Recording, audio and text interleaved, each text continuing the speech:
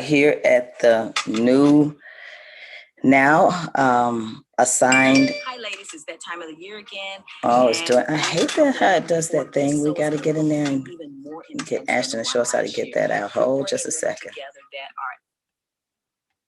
There we go. Give us a second. Next, Ashton, we need to get that out. But anyway, good morning. I know most of you got about 15 minutes before you're on your job. For those of you that have to go to work, if you see paint on my hands this morning, it's because we're here on a construction site, here at and establishing the teen pregnancy center, as well as a safe house for, and I'm not going to say young girls. I keep saying young girls because that's our target, but women. That have been rescued out of sex trafficking and need a safe house to we can transition them, as well as young girls that get an opportunity to hear a different narrative and a different possibility of a choice they can make. They still make their own choice concerning the life of their unborn child. And for those of you that have been following, know that I've been saying that we don't have a right to say we're pro-life and go out and great big old anti-abortion banners and stuff and storming in front of abortion centers and saying you're going to hell. No, we're not doing that. That's not God's way of doing things. God's way of doing things is to get in the life, push up our sleeves, and get in the life of that young girl. And what I'm aiming to do is to get in their life before they get pregnant. That's what we love to do, and have been doing that for nearly 41 years through the strategies of Young Adults United for Global Outreach, where we take young people from not just from the inner city, targeted the inner city as our target market, but all young people coming from all around the United States, and they used to come from different parts of the world too, for a 3-day intense shut-in with me in training to equip them and to prepare them. And we dealt with abstinence and sexual purity and the value of that young person knowing who they are and the value of what they've been created, who they're created to be. Because of course, most young girls that get caught up in this are looking for love in all the wrong places and dealing with the fact most of them there's no father in the home. A lot of the cases, there's no father in the home.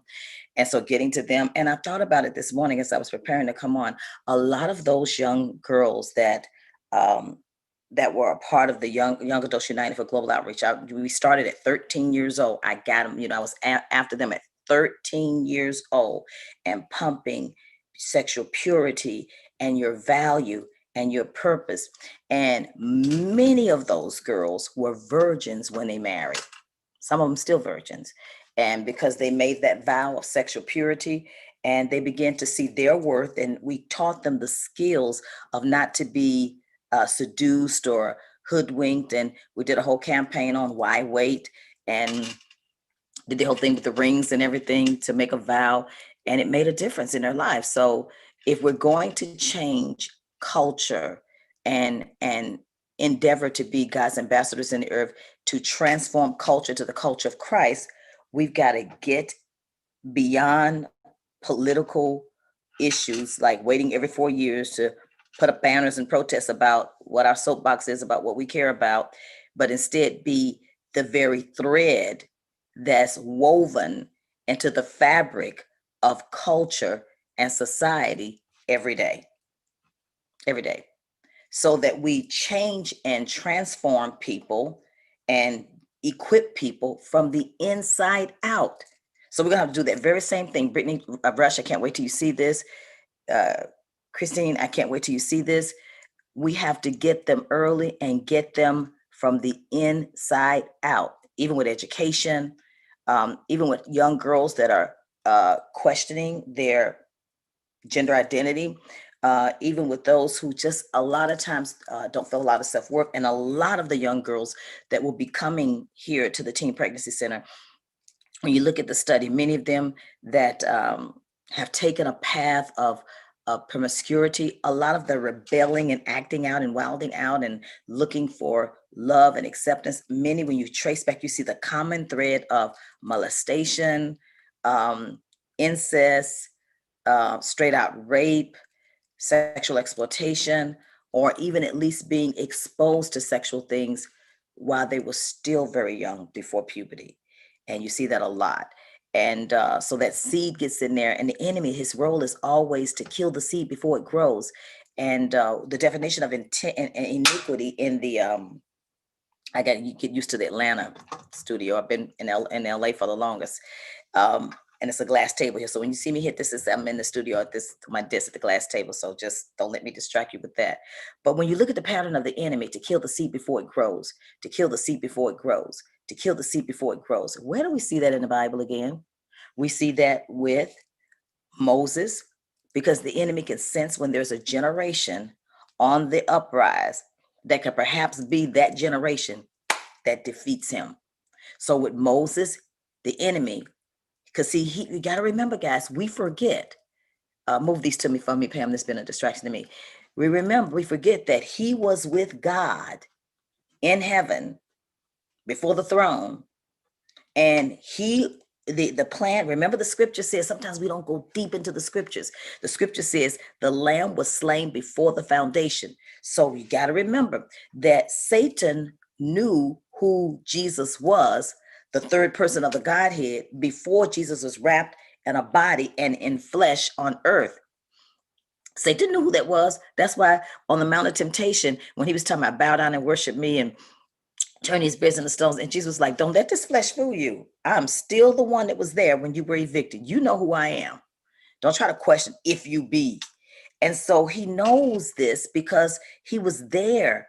He was at the citadel of God's whole origin of everything that's principled by God. So he can sense, he knows that it's been foretold. He knows that it's been foretold. He knows that it has been foretold that Messiah was coming. He know that. He know that it's been foretold his end, that he's going to end up in a lake of fire. It's going to be over for him. He knows that. So every generation that he thinks that's going to accelerate things towards his end, he always has a plan of genocide, a plan. So that plan to kill the seed before it grows, that plan of genocide, you see it played out with when they killed all the babies 3 and under. You see the plan of genocide played out with Esther, with Haman working through a person. Because remember, Satan can only work through people. He can only work through political parties. He can only work through a globalist organization's agendas. And what I'm going to do today, you don't want to miss this today. You don't want to miss this. I should have said it from the very beginning, telling everybody, share. People that are eugenists who believe in a perfect gene, and they believe in, listen to the term, genocide, gene, seed, eugenist, gene, people, human life, seed.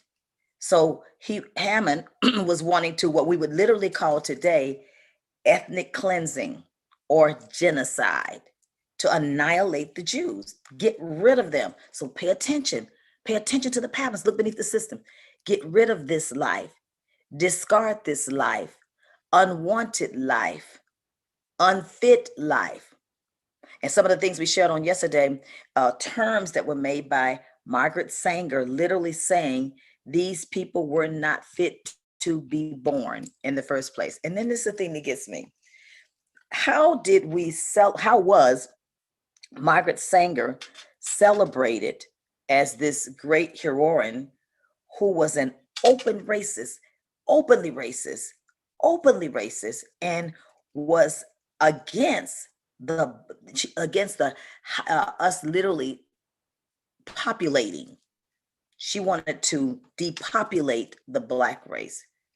And they believed in, just like these globalists today, they believe in population control. Now let's go to the New Testament. We see that again, kill the seed before it grows. When the enemy senses that Messiah is coming, kill those 3 and under. So here's the pattern again, to kill the seed young, to kill the seed young, to kill the seed before it grows, to kill the seed before it grows. So now what was the plan of what she called the Negro Project Plan? She had a Negro plan. And this plan, come on up from my notes. This plan Sanger, Reinhard Sangster, her secretary, Florence Rose, fact check me. She and the secretary, Florence Rose, drafted a report on birth control and the Negro. This report was called so Google Margaret Sanger's report on birth control and the Negro. And don't anybody think I'm sitting here talking about against birth control, because her idea of birth control is not the birth control you're thinking about. Totally different plan. Birth control and the Negro. So when she says birth control, you're not talking about taking a pill to birth. She's talking about slowing down the birth rate of African Americans. And remember, in the Old Testament, Pharaoh got nervous because the Hebrew women, their birth rate was exceeding the Egyptians' birth rate. And so remember the whole thing about asking the midwives to go out there and to kill them. And these midwives took an oath to themselves, and God honored them. They were like, first of all, they came back and said, they're not like us. Before we can get to them, they spit their babies out and they're gone. But they decided they would not kill those babies, even though the king told them to. So the king was like, if we don't take them out, they're going to outpopulate us. And so when you look at even right now in these United States that we live in, the two cultures that are outpopulating us is the Latino population, and we applaud them, the Asian population, and we applaud them. But for us, our population, our birth rate is declining. And I shared already. What was the plan behind this? Why would this woman put so much emphasis behind the Negro birth control and make it a major focus and using it as a disguise to care about people, because these are people that can't afford to take care of their children? Skillfully using language. Now, what she did when they did the birth control of the Negro, they skillfully used language that appealed to both eugenicists, those who, and we're going to give you the definition of eugenicists, that eugenicists who fearfully, listen to this verbiage, eugenicists who fearfully, they were fearful of unchecked Black fertility. They were fearful of unchecked Black fertility. They were fearful of unchecked Black fertility, and they were fearful of the progressive commitment to shepherding African Americans into middle class culture. They didn't want us to be shepherded, led, better word, led, to break it down, into a middle class culture. Now, because you got to remember, this is back in 1921. These reports, they were going for 10 years, all the way into 30, 31, 32. The first state that embraced her plan on this Negro birth control plan was my own state of North Carolina. First one. And then, of course, they did like they always did, appeal to our leaders, our African-American leaders, and they bought her plan, hook, line, and sinker. I won't even call out the names of those who did it, but we'll just keep going. Now, let's talk about what eugenics, the whole study of eugenics, EUGENICS, is the actual practice of that leads to things like ethnic cleansing and depopulation, is eugenics. But the people who promote this, like globalists, notice, pay attention to this. Bill Gates' wife wants 150 million Africans, women, to take her birth control injection. The practice of, so eugenics, EUGENICS, Doc Scott, y'all got to school early this morning, is the practice or advocacy of controlled, pay attention to this, eugenics is the practice of controlled, selective breeding of human populations. Did you hear what I just said? Controlled, selective breeding of human populations.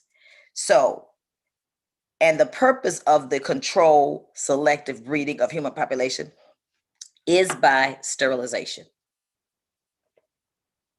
By sterilization, to improve the population's genetic composition. They were always after this Aryan race. Why am I bringing this up from a plan that was spearheaded in 1920? Because what you're now seeing is a philosophy, a mindset, a strategic plan to depopulate us as a people that is being played out today. Because prior to this Negro birth control plan, somehow, as a people, even in poverty and slavery, and right out of slavery, in 1910, 1915, 1900, after slavery, somehow or another, African Americans found a way to take care of their babies. It may not have been to the standard of other people, but they did not have to resolve to, we can't keep this child because we can't afford it. So that was not even the thinking. Whether the child was out of wedlock or not, that was not the thinking. It was, God's going to take care of us. So how do we go from in that age where there was so much discrimination, so much poverty, so much injustice, so much economic injustice, but somehow or another, we found a way to take care of our babies, families coming together, taking a village to raise a child and all these things. And yet now, with as much as we have available to us, the concept is still promoted that you can't have this child that was conceived because it's going to interfere with your going to school, interfere with your future, interfere with your, you're not going to be able to take care of the child. So the easy way out and the only choice you have without even thought, I don't want this baby, I don't want to deal with this right now, abort it.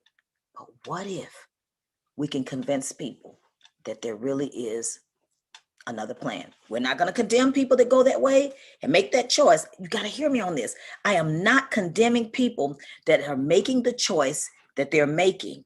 I'm simply trying to say I don't have a right to judge or criticize a person that takes that route of killing the unborn if I am not responsible enough to take on the challenge of saying, let me sit down with you. And here we got a rocking chair right by the fireplace so they can come and sit down and let's talk this through. Let's think this through, because the narratives that young girls are hearing, the moment they find out they're pregnant, maybe don't want to tell their parents yet or whatever. And remember, all these things have been already passed with having abortions without parents' consent and da-da-da-da. They don't get to hear a kingdom voice, a spiritual voice, a godly voice saying, pump your brakes, slow it down. What if God has a plan for that child? What if God has a plan for that child? And her whole plan of depopulating us as a people, and you see it through Planned Parenthood all throughout low-income neighborhoods, the demographics of neighborhoods that are predominantly Black and brown people. And in other neighborhoods, we see fertility centers. Let's look beneath the surface. And I'm saying there's enough of you that are watching me. Thank God for women like Jennifer Cruz, this woman who's always led the charge with being very active in her community and caring about transforming the lives of people and rescuing people. Another friend of mine, Danielle from LA, and there are women that are waking up and saying, Doc, look, I'm coming down there. We helping you down there, because we're starting with absolutely nothing, in the sense of, all I know is, as I said, my conviction came on January the 6th when I saw that seize on the Capitol. And you're saying, what has that got to do with teen pregnancy? What it did for me was it made me realize that if people keep listening and thinking a philosophy long enough, and they got it in their mind that they could overtake a capital, and these groups that I saw presented, extremist groups and young people willing to go, I'm like, and then the bigger thing I said that my conviction was, the young people watching this, Brandy's age, Terry's age, Aisha's age, Alexis' age, what kind of leadership are we showing them? And then I was like, but wait a minute. We have been a generation that talked a lot, but what has been our corresponding action? So if we say every 4 years, these are the issues that we stand and believe for on election year, Where are we the other 3 years about standing and putting our compassion where our mouth is concerning what we believe? I believe that we can transform culture. I believe that, and I run out of time, I'll keep going, giving a little bit deeper about her plan. Study it out yourself. With Margaret Sanger, I'm going to give you something to go to right quick, okay? Because I know you got to go to work. Remove statues of Margaret Sanger. They have statues. So this particular person was saying, why should she have a statue? I think it's very interesting that we're tearing down statues of, and I'm not supporting that. And I'm just simply saying, I've always said this about us as a people. Why do you keep giving certain people a pass? If you're going to go there, go all the way. Why would you celebrate the woman who openly said that I'm out to wipe you out? I'm out to depopulate you. Why would we align ourselves with your organization? Because we know you don't have something under the table. She didn't hide it on the table. It's on the table. It's on the table when you go back and look. And those other organizations, I've named them. They're on their manifesto is on the table. So all I'm saying for us to do, this is not political at all. I'm saying, let's be mothers, let's be uncles, let's be aunties, let's be daddies, let's be surrogate parents or mentors for young girls who feel like they don't have an alternative.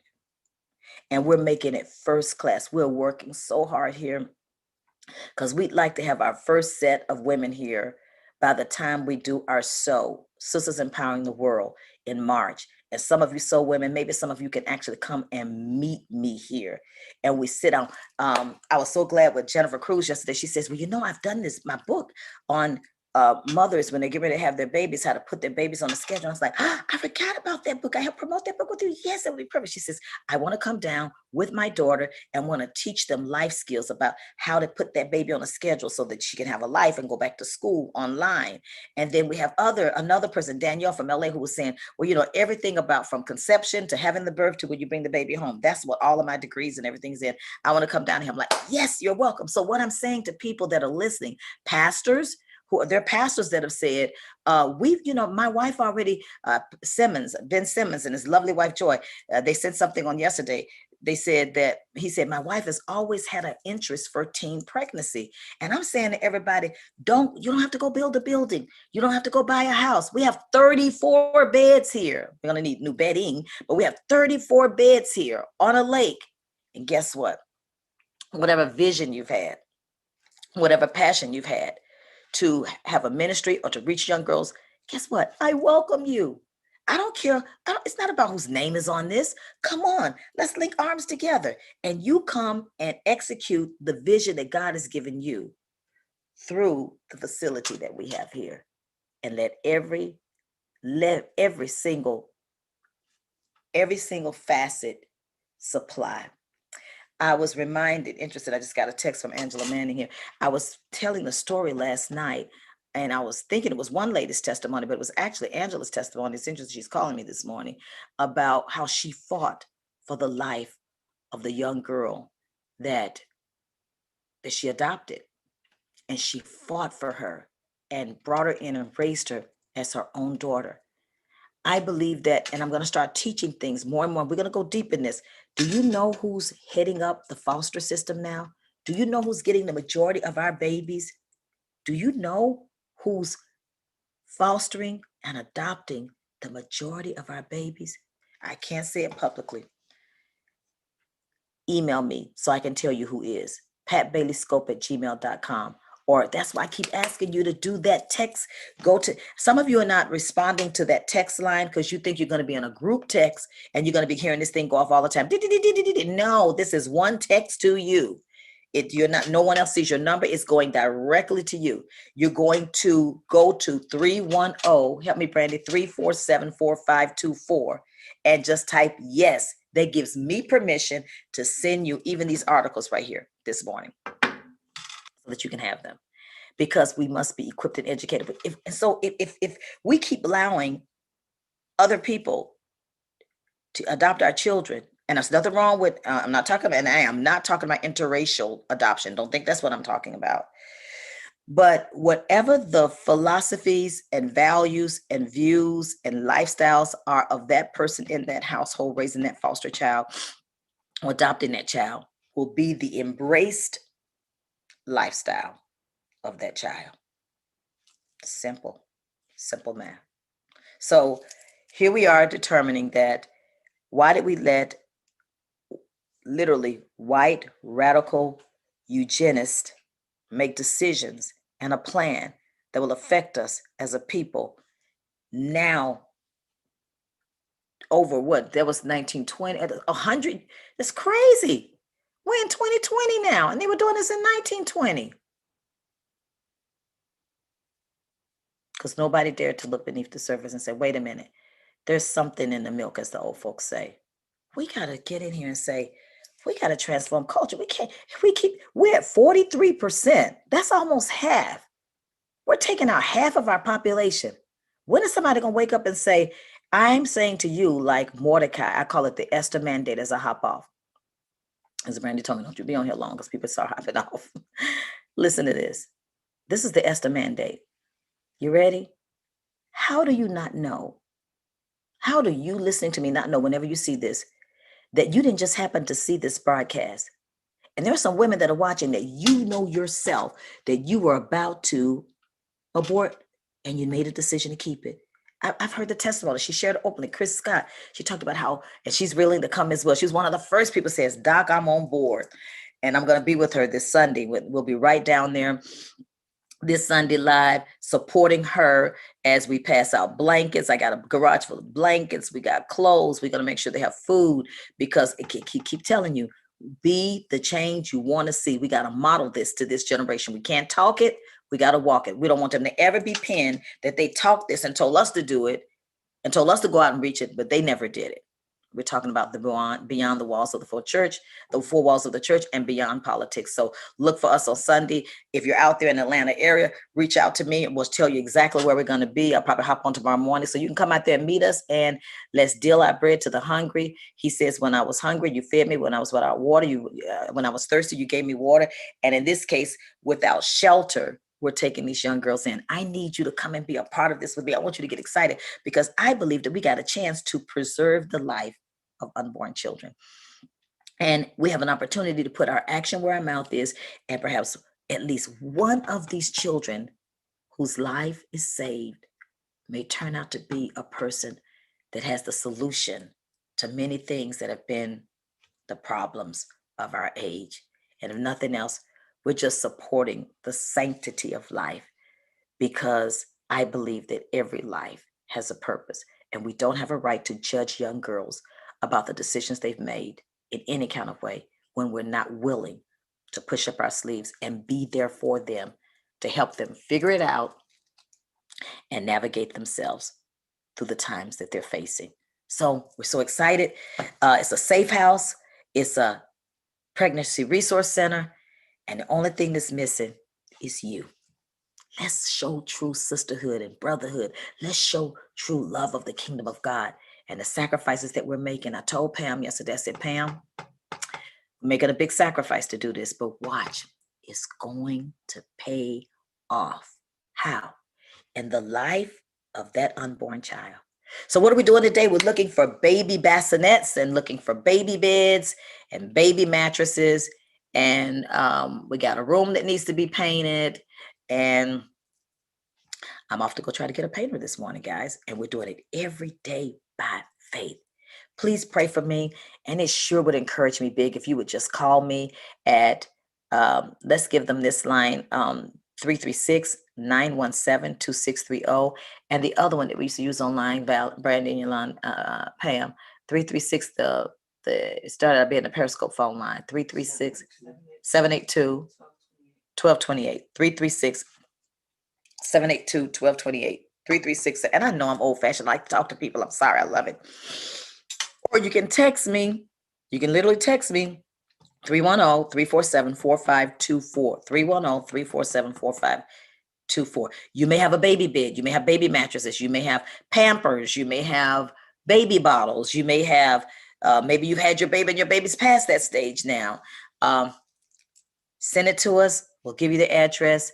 We won't say it publicly because it's going to be a safe house also for girls that have been rescued out of trafficking, which we just adopted and adopted for Christmas I think it was 19 we did for Christmas. And so we're continuing to put our compassion where our mouth is.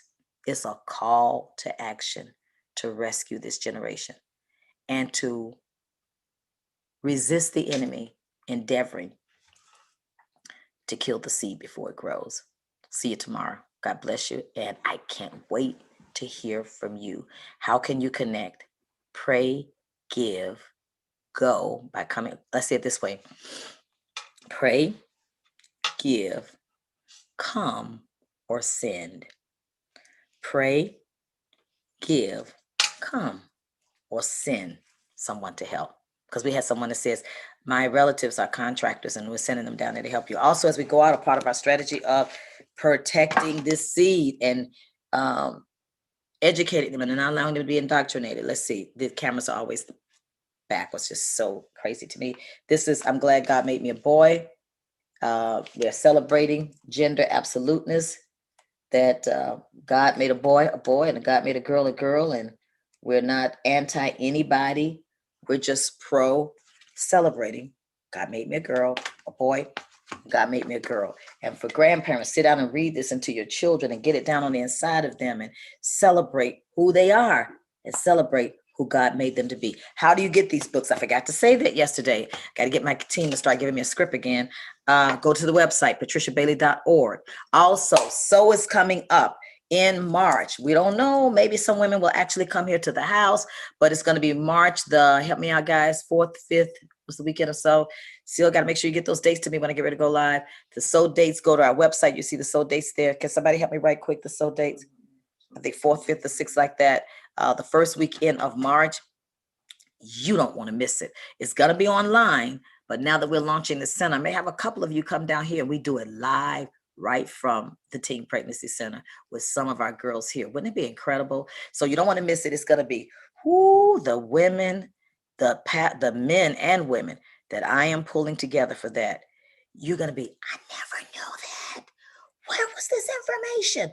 Why is no one telling us this? You mean we can actually do this? You mean our taxpayers' dollars will support us doing this? You mean we're paying? Get ready for jaw-dropping information.